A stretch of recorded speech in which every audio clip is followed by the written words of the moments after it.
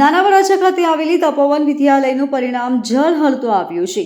તપોવનના 79 વિદ્યાર્થીઓએ A1 grade મેળવવામાં સફળતા પ્રાપ્ત કરી છે, જ્યારે રાઇઝન સ્કૂલમાં અભ્યાસ કરતી લાખાણી વૃંદા કેતનભાઈએ 98.83% સાથે 99.99% પ્રાપ્ત કર્યા છે.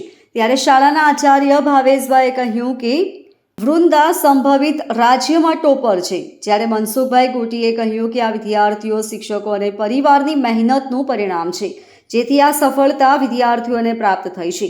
વૃંદાએ કહ્યું કે રોજે રોજની મહેનતના કારણે સફળતા મળી છે. આગામી સમયમાં એ ગ્રુપ સાથે એન્જિનિયર બનવાની ઈચ્છા છે. મારું નામ લખાણી વૃંદા કેતનભાઈ છે. હું ધોરણ 10 માં અભ્યાસ કરતી હતી અને મારું 99.99% રેન્ક અને 98.83% આવ્યા છે.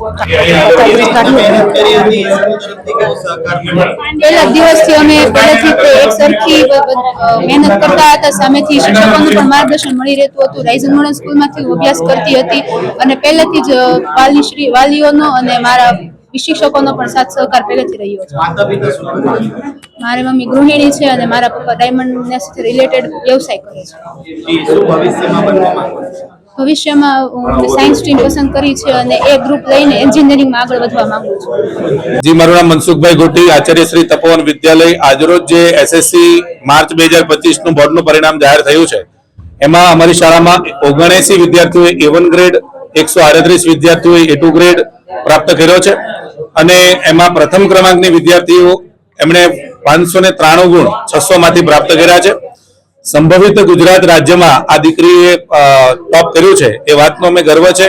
99.99% રેન્ક સાથે અને 98.83% આ દીકરીએ પ્રાપ્ત કર્યા છે. એમણે 4 વિષયમાં 100 માંથી 100 ગુણ પ્રાપ્ત કર્યા છે અને આજરોજ જે જાહેર થયેલા પરિણામમાં ઉત્તીર્ણ થયેલા તમામ વિદ્યાર્થીઓને તપોવન ગ્રુપ ઓફ સ્કૂલ વતી શુભેચ્છાઓ પાઠવીએ છીએ.